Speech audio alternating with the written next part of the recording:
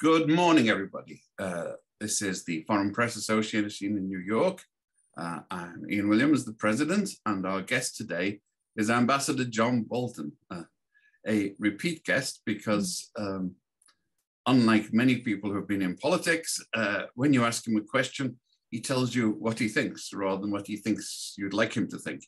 So we welcome that type of degree of candor and frankness in any guest, but John Bolton's views have been particularly acerbic and incisive and insightful over the last few weeks, over the last few months between Ukraine and Taiwan, which we're discussing because, you know, the US is now facing a Cold War on two fronts, it would appear.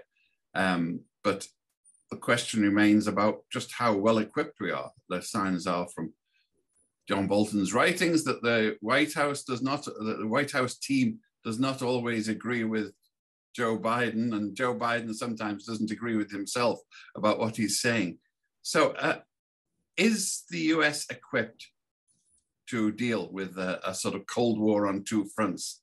And what can it do that is, I worry about saying provocative because anything provokes Putin or Xi, you know, they simply saying Taiwan is enough to provoke Xi, and we should do, because that's what they call themselves. So to what extent do we defer to peacemaking and try to smooth the waters, and to what extent do we confront the people? I think that's to some extent the question on both ends of the Eurasian landmass. What would your opinions be? Is Joe Biden doing this properly? Has he got the right nuance in it, or is he erring too cold, too hot? So please, Ambassador. Well, thank you very much. Thanks for having me again. Thanks to everybody who's tuning in. You know, it's a strange situation where Biden came into office really expecting he would be dealing with the aftermath of COVID and a host of domestic issues. Which he still is, some problems he's created himself, like our ongoing inflation. But he's also found, I think, in ways he didn't expect, foreign threats and challenges that he's had to deal with. And his performance has been very mixed, I think, in different contexts. On the Ukraine issue, just to start there, because with the G7 summit and the NATO summit now concluding, obviously it's on everybody's mind. But I think that there's a little bit too much self-congratulation in the NATO community about how unified we all are and what a great job we're doing and so on and so forth. First thing to note is that the NATO position on Ukraine is hardly shared worldwide. In fact, if you look at the countries that are really strongly on board, they're primarily in North America and Europe. Japan has been a very, very strong supporter of Ukraine and others as well. I don't mean to leave people out, but if you look at most of the rest of the world, they're not only not supportive in many respects, they've helped Russia purchasing additional quantities of Russian oil and gas. In the case of China, helping Russian financial institutions that are sanctioned by Europe and the US. So this unity is not a global unity on Ukraine. It's unfortunate, it should be, because unprovoked aggression threatens everybody. But it's this looks very much like an internal crisis of the West, I think, to much of the rest of the world. And NATO really is not as united as it thinks it is, even within itself. Let's just review the bidding very, very, very quickly here. Number one, we have to acknowledge, which President Biden doesn't want to do, and I don't think other NATO leaders want to do, we failed at the beginning, failed to deter the Russians from invading. There are a lot of reasons for this.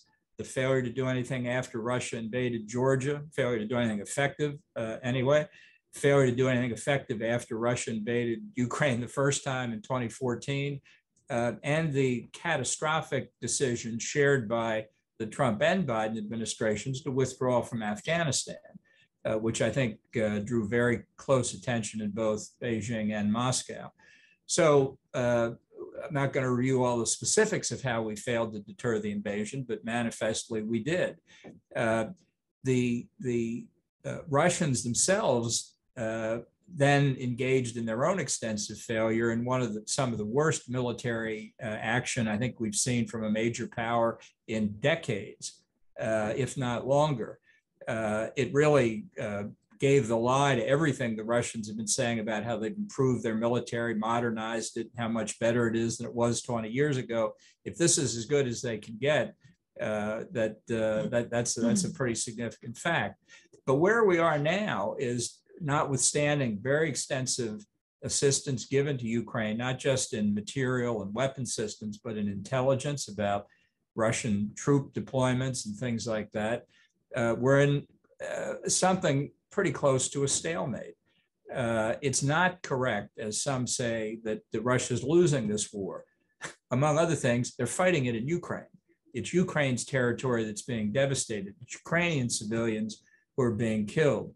Casualties for the Russians have been above those of the Ukrainian military. I think that's clear.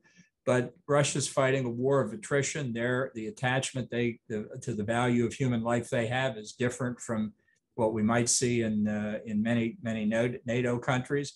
Zelensky has rightly said the Russians now control 20% of Ukrainian territory. It's higher than that now than when he made that remark. And every prospect is this is going to grind on until Putin can say, I've achieved my objectives, whatever those are. And he won't necessarily be telling the truth, but when he brings a halt to the fighting, it's going to be very hard for Ukraine to negotiate or force them back from that ceasefire line, which may become the new de facto border of Russia. So while we've done a lot, NATO has had some success. Our sanctions policy has been extraordinarily uneven and ineffective, has not changed Russian behavior. And the assistance we've given to Ukraine militarily has prevented complete collapse, but it's going to result in a smaller Ukraine, at least as of things stand now. And the message that gives is that aggression can succeed. So I think this puts in jeopardy any other piece of the former Soviet Union that the Russians decide to go after. They've been very clear about what their long-term objectives are. We all remember, I think, Putin's famous comment in 2005 that the breakup of the Soviet Union was the greatest geopolitical catastrophe of the 20th century. And what he manifestly is trying to do is reverse that. So I don't think that we're at an end in Ukraine, even when there's a ceasefire. Remember, the last time Russia invaded was 2014. They waited 8 years to invade again. And they've got the patience, and frankly, they will need time to rebuild their military after the reverses that they've suffered as part of this invasion. What all this says to China, I think, is very disturbing. I think the military response of the world's greatest alliance, NATO, has obviously not been effective in driving the Russians out, helping the Ukrainians to drive the Russians out. I don't think China really wants war over Taiwan. I think they want it to fall into their lap like a piece of ripe fruit by provoking a crisis, maybe by declaring a blockade or something that would require the US and others, Japan, Australia, for example, to come to Taiwan's aid. And if we don't do it, then I think the cards would be on the table and Taiwan would be in deep trouble at that point. It's also a matter of capabilities for us. We don't have a network of alliances in Asia like we do in Europe with NATO. And that's something that may be on the road to correction, but is a long way from the geopolitical situation in Western Europe. So I think the Chinese draw the conclusion that our economic efforts against Russia, which is much less interconnected with the Western economy than China's economy is, have not changed Russian behavior. I think, unfortunately, the lesson they draw is that Western efforts at sanction against China, in the case of Taiwan or some other case that may arise, will be ineffective as well. So I'm afraid what this tells me is that globally, from the entente of Russia and China, which is what the relationship I think they're in, We're going to see threats in Europe. We're going to see threats along China's periphery in the Indo-Pacific, and we're going to see threats in the Middle East. So I think people need to pull up their socks here and decide that that we're either going to try and face these challenges effectively, or we're just going to see more of what's happening in Ukraine, which is a pretty depressing prospect as you look around the world. So with that happy opening, I'm eager to address any further questions you have or any who have tuned in. Well, in your articles, you have mentioned the form of aid that's being sent from the West to Ukraine. And it's been accompanied by almost virtue signaling. People are saying things that, according to you, and I think you're right, they shouldn't be saying. They're revealing basically what are, would be considered military secrets in a hot war, and boasting about it for departmental or political reasons back home. Can anything be done about that? Well, I think it would be to the Biden administration's benefit just to talk less about some of the intelligence sharing that we've done, what some of our tactics have been, what some of our plans are.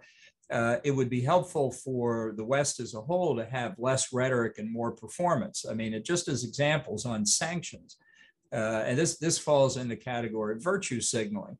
Country X, Great Britain's a good example, said we're going to cut off all imports of Russian oil and gas. Said this a couple months ago. Sounds great. Then you look at the effective date and it's December the 31st. The same is true for much of what the EU has done. And they're still purchasing Russian oil and gas. The oil may be close to a point of being terminated effective December 31, but gas purchases are still high. The US has floated an idea of capping the price on which the rest of the world will buy Russian oil, which is practically an incentive for Russia to produce more and can't be enforced in any event. So these are examples where the sanctions performance shows that while Western rhetoric is we stand with Ukraine, it's really very qualified. We stand with Ukraine, except when the cost gets a little bit inconvenient, then we're going to stand with somebody else. And on the military side, I'm afraid we've seen the same kind of performance. The US, others announced big amounts in dollar terms of military assistance to Ukraine, forgetting to mention it's going to take weeks or months to get it to Germany or someplace in Europe, then another period of weeks or months to train the Ukrainians on how to use it, then more weeks to get it into Ukraine, to get it to the front lines. Some of it's getting there. That's true, but not with the pace and in the amount that could make a real difference, which is why every prospect is this war continues to grind on. We have not brought to bear economically or militarily what we could with Ukraine, notwithstanding all the rhetoric and patting ourselves on the back and revealing a lot of information we shouldn't be revealing about how well we're doing. One of the aspects of this is the public rhetoric from government leaders that we will not provide Ukraine with weapons that could hit inside Russia. So we have this playing field where one side has got hands tied behind the back and the other can punch as much as they like, as often as they like, with impunity. Do you think this is a sensible position diplomatically, strategically? No, not at all. But I think you rightly point out this is another aspect of it. We've seen a lot of examples, unfortunately. The U.S. did not agree that Polish MiGs and MiGs from other Eastern European countries could be given to the Ukrainians because that might offend Putin and the Russian sensibility, or the restrictions on weapons, which are announced and then sort of worn away. I mean, this is part of the problem is that even when the Biden administration and Western Europe get to the right decision, it's after months of following the wrong policy and after telling the Russians, here are the things we're not going to do, so you don't need to worry about them. And the irony is that although we failed to deter the Russians from invading in the first place, Putin has succeeded in deterring us from supplying certain weapon systems or considering things like a no-fly zone over Ukraine or even part of the Ukraine, or like a naval escort program to break the blockade and allow Ukrainian grain to get out onto world markets. Now, Putin has accomplished this in a number of ways. He once threatened to raise the alert status of his nuclear forces. It turned out, according to the best we can tell, he didn't change anything. But the mere mention of the words nuclear forces caused people in Europe and the US to go into a tizzy about what might happen. And the idea that we've got to be careful not to provoke Putin and not to escalate. Let's start over again. Russia is invading Ukraine. So, you escalate when you send out the call to arms to deploy the Ukrainian army. That's a provocative act in some people's minds. And if we are being deterred by Putin without exploring possibilities that might actually be more useful to Ukraine, might change the balance of forces inside the country, he's winning that struggle for free. So I don't think our performance has nearly lived up to our rhetoric. And that's also something, obviously, in Moscow, but also in places like Beijing. I think they're watching very, very carefully. In this game of poker, they're quick to call the bluffs, and we've had many bluffs on the Western side. But I mean, part of it, and it gets back to your particular expertise, is in the White House, can Biden really command secure backing in the Washington establishment, let alone in the country, for stronger measures, which, this is an escalator which could in the end lead to nuclear war if it was not controlled carefully. But is it being controlled carefully enough? And are there enough teeth in that escalator? Yeah, well, I think it's being controlled too carefully, in the sense that we're intimidated by the potential for Russia to carry out threats that Putin and others have been making. But the fact is, some of the things that U.S. officials and others have said have already given Putin a pretext if he wants to use it, and in fact, he hasn't used it. In the Pentagon, they talk about the kill chain, which is from locating targets to engaging targets to destroying targets. That if you're part of that, whether you're a declared belligerent or not, in effect, you are a belligerent. And some of the intelligence we've shared with Ukraine, if Putin really wanted to do something to NATO as such, he could cite that right there as sufficient participation to make the US and NATO as a whole into a belligerent. So we've got a kind of internally contradictory approach to this. And I think it's resulted in a lot of second guessing of steps that otherwise could be quite helpful. I mean, I don't mean to understate the bravery and the competence with which the Ukrainian forces have fought, or I don't want to understate the importance of the assistance we've given, but let's also be clear. I think everybody was very lucky in the first 30 days at how incompetent the Russian performance was, because if it had been more competent, we might not even be in the stalemate that we're in now. This is one of the reasons why the Baltic countries, Poland, others proximate to Russia are very worried that simply having a NATO tripwire in their country won't be sufficient, because if the Russians did get their act together, in the smaller Baltic countries in particular, they might trip the wire, and then they'd be at the Baltic seacoast before we were able to get an effective response underway. So I think NATO at the summit has announced significant changes in doctrine. I hope now in response to the rhetoric we've heard, we'll see performance too, which is the real test for NATO, but also for Russia, to see what the West is able to do. I mean, you were mentioning the tripwire there. To what extent was the failure to let the bells ring with the tripwire in Syria about the chemical weapons, the signal, namely that we were only kidding when we said no chemical weapons? Well, it was a different administration, obviously, but it's many of the same people. And Vice President Biden is now President Biden. And many of the people who were serving in different positions in the Obama years are now back in the Biden White House. That's where I think actually it's the withdrawal from Afghanistan that provides the best picture, because The administration did not have to carry out the Trump administration agreement with Taliban, which I think was a mistake to do in the first place. You don't negotiate with the terrorists and not with the legitimate government of the country that we helped create. And I think just walking away from an incredibly important position in Afghanistan, where, let's be clear, we had prevented terrorist attacks on the US and the rest of the world from the territory of Afghanistan for 20 years. We just picked up and left, is some indication of a lack of seriousness on our part. Now, coming out of the NATO summit in Europe, you've got significant increases in US forces deployed in Europe, significant increases in defense expenditures, all of which we should welcome.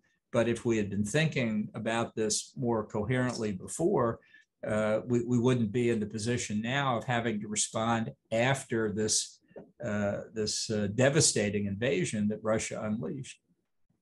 Well, taking it to Washington, the morass of Washington,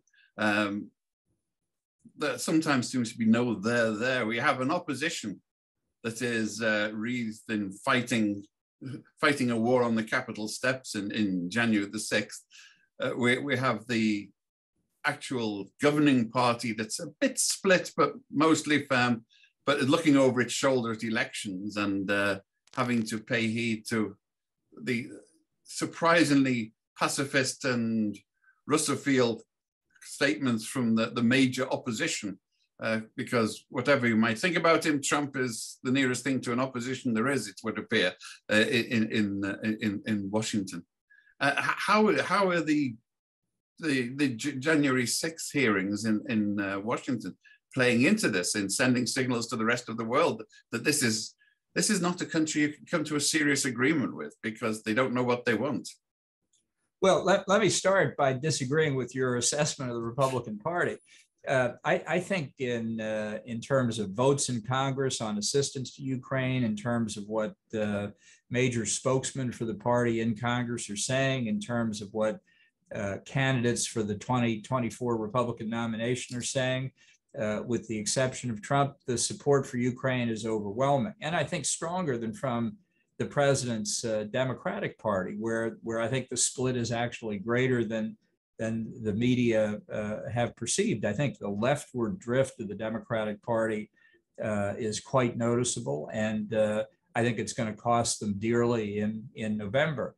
I think the isolationist strain in the Republican Party, which has always been there, was given some oxygen by Trump when he was in office, but I think that's dissipating already. And I think if the January 6th hearings continue along the lines they've been proceeding on, that it's going to be a further pressure on Trump, further putting him in the rearview mirror, really further removing him from anything like the center of American political life.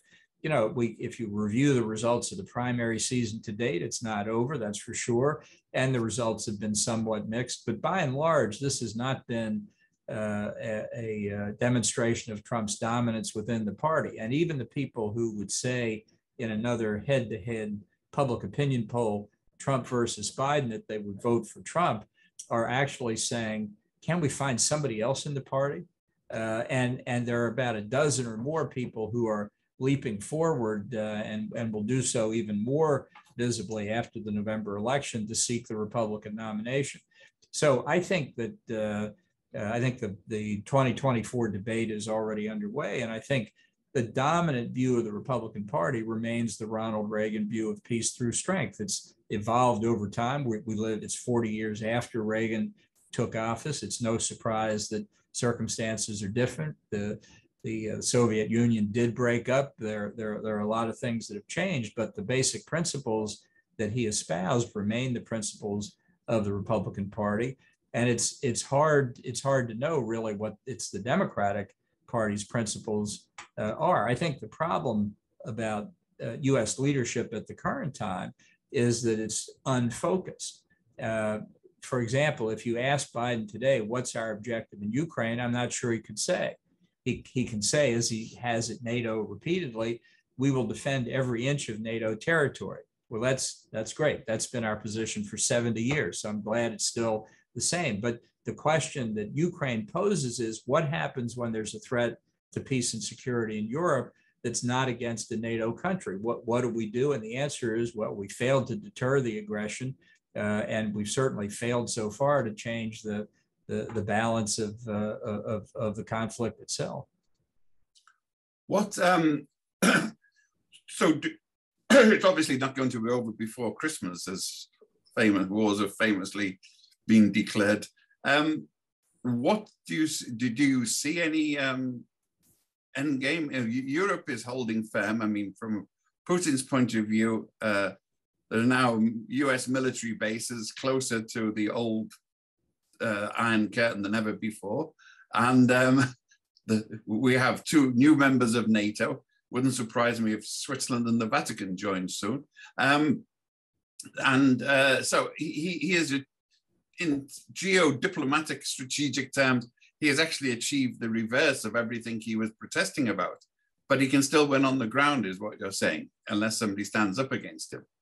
Right. Well, I think he counts on the Europeans to say, okay, in America, we had this debate about ending endless wars in Afghanistan, Iraq, which lasted over 20 years.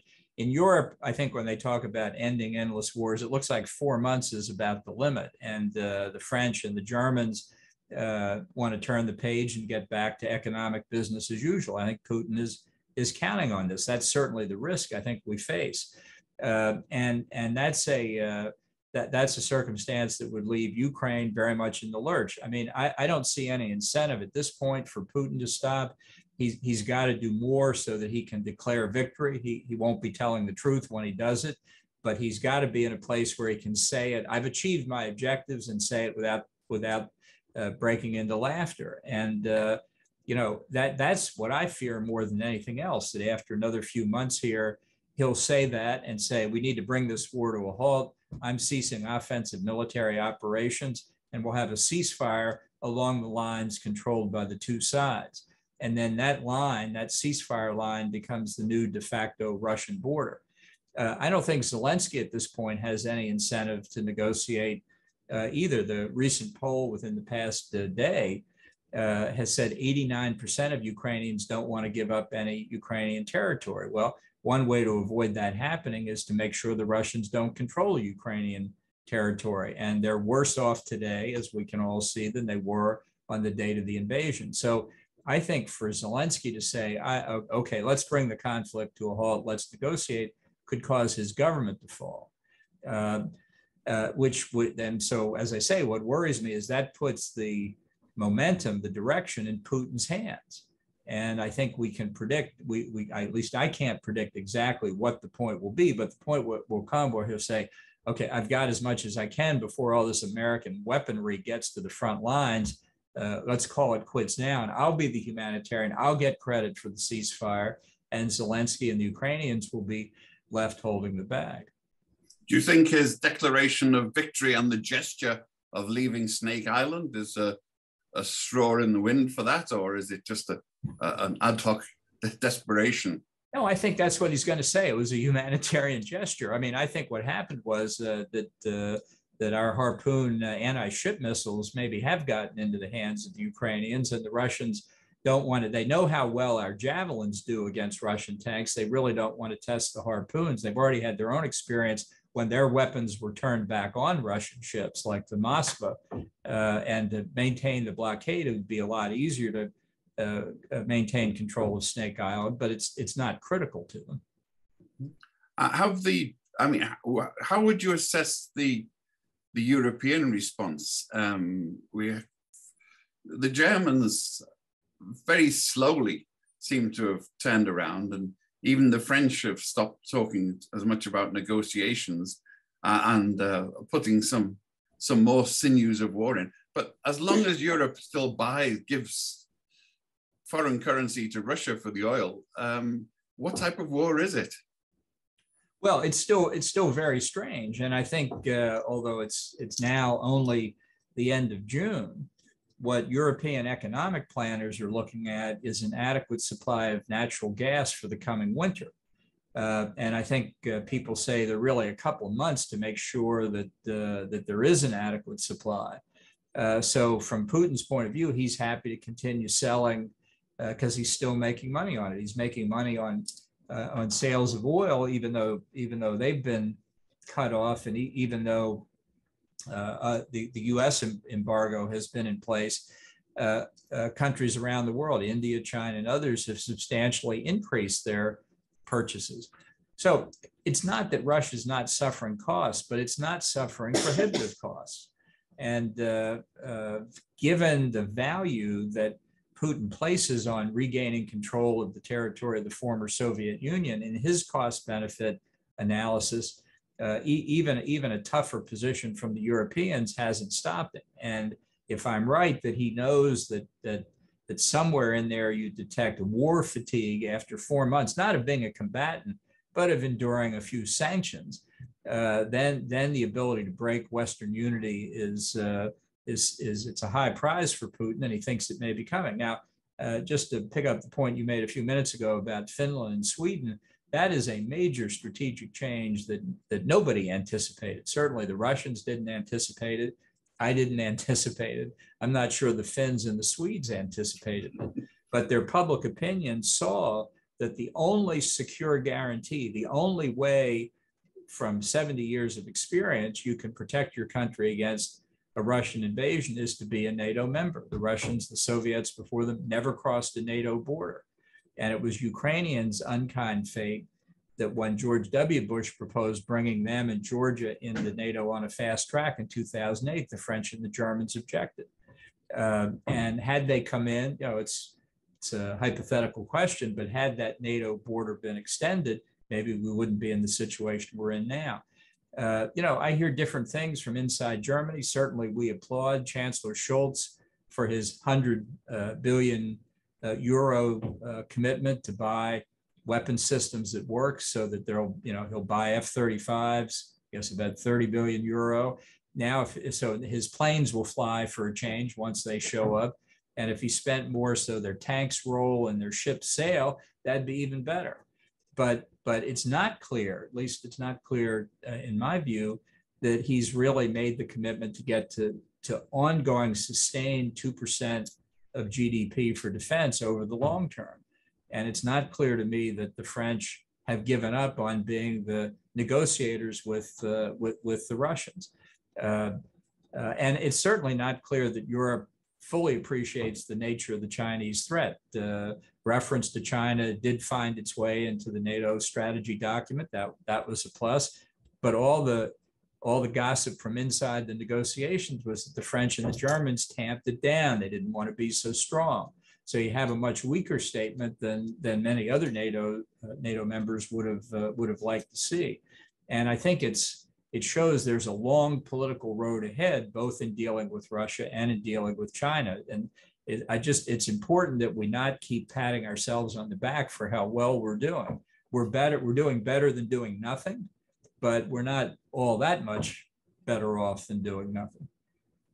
And well, in contrast to what you mentioned about the unprecedented support for joining NATO in Sweden and Finland, I was getting the impression, and you might have different figures, that the savagery and barbarity of the Russian assault has actually influenced public opinion in Europe in a big way. I have been surprised by the degree of support for Ukraine that I've seen across Europe. Popular support. The elites are wobbling because they're looking beyond, looking at the economic consequences. But amongst the people in Europe, there seems to be a tremendous groundswell of support for Ukraine. And like you said, much less so in the rest of the world, which is an interesting conundrum. Well, I think there's very widespread popular support for Ukraine in the US too. And it's been my view, certainly in this country for a long time, that on international affairs, the people have more common sense than many of their political leaders.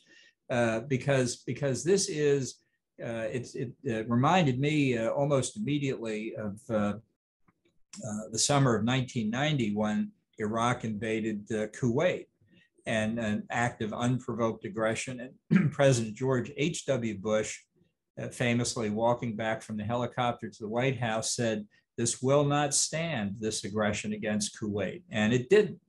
Okay, well, how are we doing in saying this aggression against Ukraine will not stand? I think the people in the West as a whole see the threat that this poses. Maybe not to them directly. If you're in France, you're a long way from Ukraine. If you're in Poland, you're right next to it. You know, you've got 4 or 5 million Ukrainians in your country now. You can see what aggression does, and it's really for the leaders to wake up. And there's still time to do it, but it's also the case time is dragging on here, and as I said, I think in Putin's calculations and the Russians as a whole, they will do their best to exacerbate splits in NATO and say to people, why are you bearing economic pain for a war that really you have no part in? It's not just, you know, the United States that's been accused of isolationism over the years. You'll remember Neville Chamberlain say how strange it is that we're digging ditches and putting on gas masks for a country so far away of which we know so little, meaning Czechoslovakia and the Sudetenland. So it's a European problem as well as an American problem. But I think if political leadership could catch up with the people, it would be less of a problem. On a geopolitical level, do you think the Biden administration has exercised all its options with you know, there are major allies who are totally dependent on the US for their defense and support, like the Emirates and Saudi Arabia, and to a large extent India, who surely aren't going to rely on Russian weaponry anymore after all of this. Is the US doing enough to persuade them that they should put their weight behind the cause of the rest of the world? Well, in effect, the Biden administration is doing the precise opposite when with respect to the Arab world. That's certainly the case. The most consistent, most determined, most resolute part of the Biden administration's foreign policy is to get back into the 2015 nuclear deal with Iran, which is a disaster waiting to happen. They have conceded that the 2015 deal was bad enough. I'm happy to spend a couple hours describing everything that's wrong with it, but suffice it to say that in the past 15 months, the Biden administration has made even more concessions to Iran, and they just haven't made enough to convince the Iranians to take yes for an answer. I think the reaction in the Gulf oil producing countries in particular has been exactly what you might expect in the aftermath of the Abraham Accords with Israel. The strategic view of Iran shared by Saudi Arabia, the United Arab Emirates, the GCC as a whole, and Israel is almost identically, it's almost identical. They see things almost exactly the same way. The outlier now is the Biden administration. So it's not just the Iranian nuclear program, it's their support for terrorists like the Houthi in Yemen, Hezbollah, Hamas, and their activities inside Iraq, inside Syria and Lebanon, that the oil producing Arab states say to the Biden administration, why are you so favorable to Iran? You know, you're prepared to allow Iran, you did in the 2015 nuclear deal, enrich uranium. And yet when we ask for the licensing of American nuclear technology, you make us sign agreements that say you'll give up any prospect of enriching uranium or reprocessing plutonium. You don't trust us to enrich uranium, but you trust the Iranians. And they can't understand it. I don't understand it either, frankly. So when but what about the issue with Russia? I mean, there's a one-on-one. But here's the point. We're in a conflict with Russia over Ukraine, and the Saudis, the Emirates, and to some extent the Israelis have reneged on any ties that we have with them. Well, that's right. So Biden will now go, as many say, hat in hand to the Saudis to say, please produce more oil, because we're trying to prevent Russian oil from coming on the market, and you need to help us out. And the reaction is going to be more polite than what I'm about to explain it as, but the reaction from the Arab states is, what, are you kidding me? You expect us to help you when you're putting us at risk from the regime in Tehran? You know, it's no surprise that they're not willing to help out. This is a failure of American leadership. And I think it's going to come back to bite the Biden administration. The notion that this deal with Iran is going to make anybody safer is fundamentally wrong, and it has unnerved the Arab states and Israel. I mean, this is the conjunction that people don't seem to want to understand. The Arab states and Israel are growing closer together because they see a common threat in Tehran. And what mystifies them is how the United States doesn't see it that way anymore. So, of course, they're not going to be helpful on Ukraine, which, let's face it, they consider somebody else's problem, when we, the U.S., are not going to be helpful to them on something that they rightfully see for themselves as an existential threat. We could go for this one, but we should move a little further east. Ozzy Yin says, do you think strategic ambiguity is outdated and the US should openly commit to defend Taiwan if it's being invaded? Yeah, no, I think strategic ambiguity has been outdated for a long time. What I would do, and I first said this in the year 2000, that the United States should grant full diplomatic recognition to Taiwan. It is an independent country by any customary international law definition. It's a thriving democracy. If that offends Beijing, so be it. This is something they need to learn. They're not going to push us around on who the United States recognizes. That's a fundamental act of our sovereignty. I think Taiwan needs to be integrated. This is now not just a question of defending Taiwan.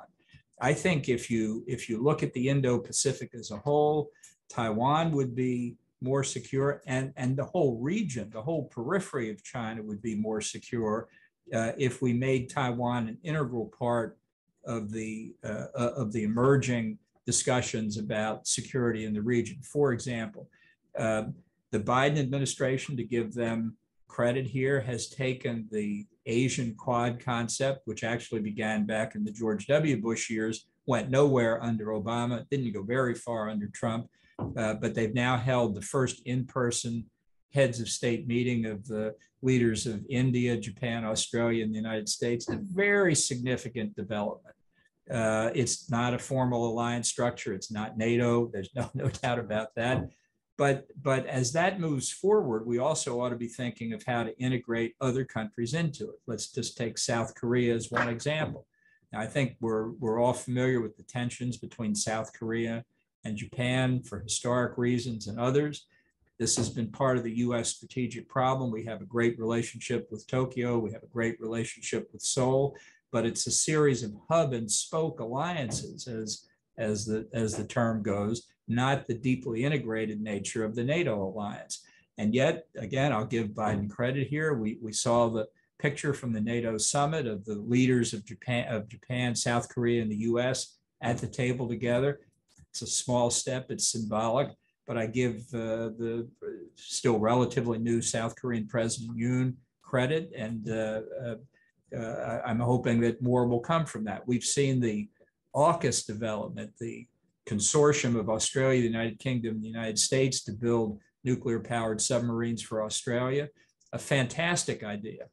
I don't know how the Biden administration agreed to it, but I'm glad they did, and thank Australia and the UK. I think they wanted to cock a snook at the French. Well, that's something more for the Australians to worry about, I think. But AUKUS is a model for cooperation with Japan to build them nuclear-powered submarines, which I think we ought to consider. We've seen much greater concern for the Pacific Island states now as a result. They need to be brought into this. But my point is, across the region, there's a lot going on, and Taiwan needs to be part of that. Taiwan will be more secure to the extent people appreciate that it's a legitimate democratic country, and they don't want to be part of China anymore. If you look at questions about self-identification on Taiwan, there's a survey that's been asked by one of the major Taiwanese universities now, literally for 30 years. Every year they ask the same question: how do you perceive yourself? And starting 30 years ago, the number who didn't give an answer has gone from like 11% to 2%. I just want to get that out of the way because it shows the depth of the change. People who self-identify as Chinese has gone from like 16 or 18% to 3%. People who identify as Taiwanese has gone from roughly 20% to 60%. And the number who say Taiwanese Chinese has diminished from like 45% to 30%. Now, those trend lines are going to continue. The actuarial tables will take the number of self-identified Chinese down to zero, and the number identifying as Taiwanese is going to go up and continue to go up. They see themselves differently now. They want to govern themselves. Now, you can say, and some people do, it strikes me as a pretty sketchy thing to say, but they speak Chinese, they ought to be part of China. Well, tell that to the United States in 1776. Or the Canadians and the New Zealanders. That's exactly right. You got to watch this kind of overly simplistic characterization of people. The urge to self-government is very powerful, and the Taiwanese have demonstrated they don't have a perfect democracy. Neither does anybody else, because that's inherent in the nature of democracy. But I would move forward on this, and I would encourage others to do it too. We've got to signal China that the notion that they will simply tell the world how it's going to be and we're going to accept it does not work. Samira Kuniedo, I'm presuming from the name is Japanese. A bit ominous, the question. What do you expect Japan to do when China attacks Taiwan? If we could rephrase that and say, if China attacks Taiwan, what do you think the Japanese role would be? Yeah, well, I would be a little optimistic here for a change. I think China is deterrable on Taiwan. I don't think they want to inherit a heap of smoking rubble. I think they want, as I said, they want it to fall into their lap like a piece of ripe fruit. Taiwan is 110 miles across the strait. It's not like Russia just crossing the border, which they were barely able to do on a sustained basis. Much harder for China. And I think the growing impression in Japan is that they perceive correctly that a Chinese attack on Taiwan, in effect, is an attack on Japan. So the point here would be that if we join together, we are a much stronger deterrent to China than if it's just a bilateral US-Taiwan operation. And I sense considerable willingness in Japan to do that. I think you can see it in other countries. And people just need to get used to the fact that Taiwan needs to be accepted as part of the club. And you celebrated the Quad. India is an integral part. Is there any sign that Modi will reconsider his current attachment or sentimental attachment to Moscow?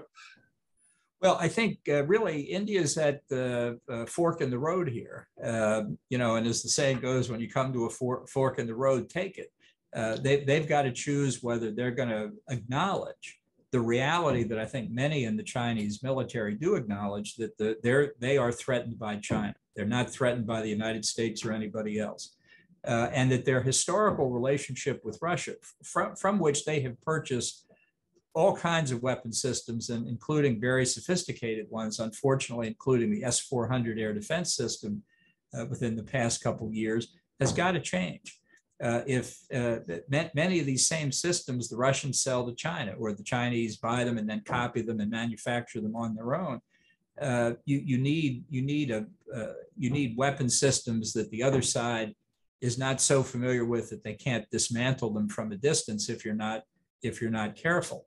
That's going to be hard for India to do, I don't doubt it, but they need to come to a decision on that point, and they need to stop doing things like, as they are today, buying more Russian oil and gas. Their base purchase levels 4 months ago when the Russians invaded were pretty low, but the increases have been in the range of 400% plus. And that is a significant lifeline to Russia. This is not going to happen overnight. I acknowledge that, but I just urge people in India to think about picking up the pace here a little bit, because Russia's demonstrated they're not on India's timetable here, they're on Russia's timetable. And my guess is the Chinese are on their timetable as well.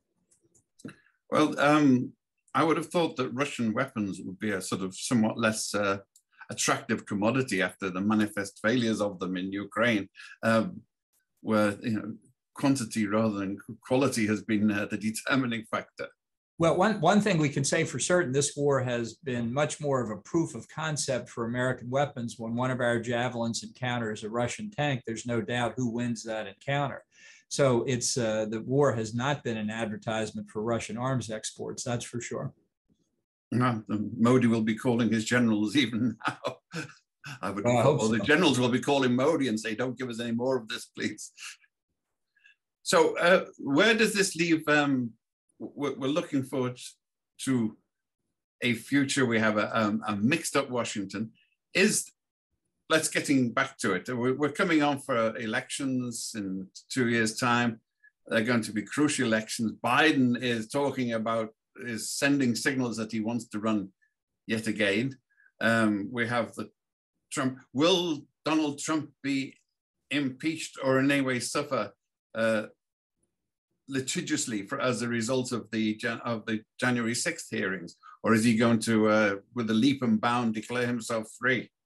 Well, it's hard to say. I mean, the investigation's still ongoing, particularly the one that matters is at the Justice Department. And I mean, I think countries need to be careful about criminalizing politics, that, the pattern where an incumbent president's term ends, the new president comes in, the first thing they do is go after the former president to indict it. This is not a pattern that we should follow in the United States. I'm not saying lawlessness should be encouraged. I'm just saying you need to think about this. And I would say even to those who are eager to see Trump prosecuted, remember he was impeached twice and acquitted twice. And think about how you're going to feel, not the day he is criminally indicted, but the day the trial concludes and the headline is Trump acquitted. Okay. Because it's one thing to prove guilt in a political environment like the January 6th committee. It's another under the Anglo-American jurisprudence to prove every element of every charge beyond a reasonable doubt. This is a very high standard. It's appropriately high. That's what we insist upon for criminal prosecution. And a Trump who is acquitted is an emboldened Trump. And I think people need to think about that. I personally don't think he's going to run. I think he knows he lost in 2020. He's obviously never going to admit it. He doesn't want to lose in 2024. He doesn't want to go down in history as a loser. He'll talk about it incessantly. He may even declare he's running for president, but at the end of the day, he won't do it. He'll try and be a kingmaker within the Republican Party. He may have some success at that, but I think we're going to have a very full field of candidates. And on the Democratic side, I don't think Biden's going to run either. I think nobody should kid themselves here, much like Trump, but even more so in the case of an incumbent president. The day you say I'm not running for re-election is the day you are a lame duck.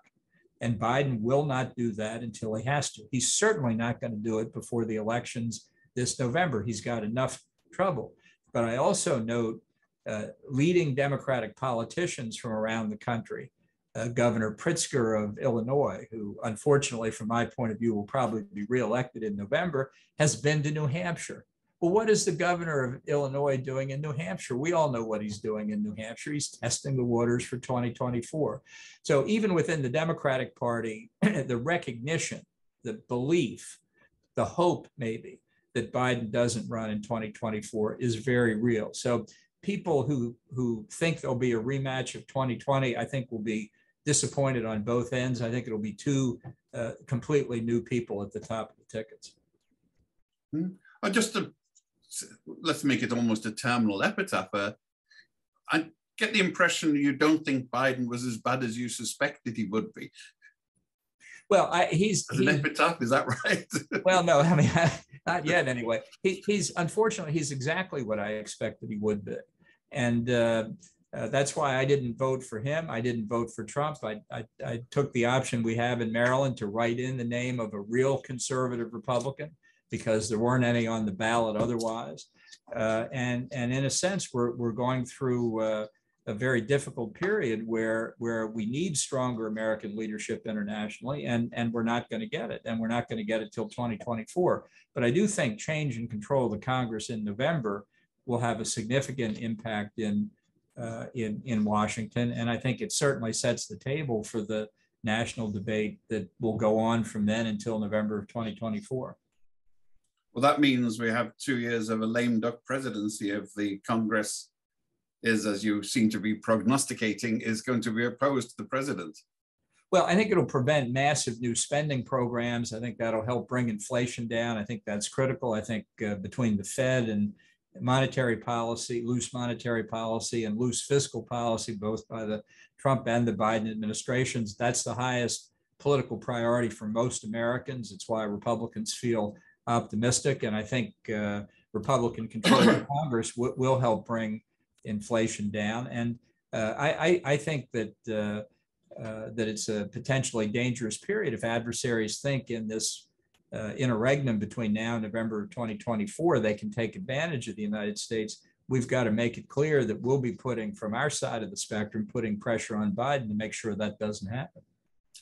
Are we to assume that you will not be on any of the primary lists for Republican candidate in the coming 2 years? Well, I never assume anything. I mean, it's my view is I'm trying to help get House and Senate candidates elected who believe in a strong national policy for the U.S., foreign policy for the U.S., a Reaganite kind of foreign policy. I want to see how the various candidates debate these issues. But I've spent much of my career worrying about these questions, and I'm not going to let it go unanswered in 2024. We'll see what people do. Okay, well, this has been, as always, a provocative and interesting discussion, Ambassador.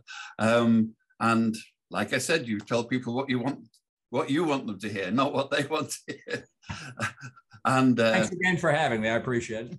I appreciate that. And goodbye, everybody. Thank you very much. Next week, we will be talking to Alan Lichtman about the Second Amendment, another form of disarmament going on at the moment.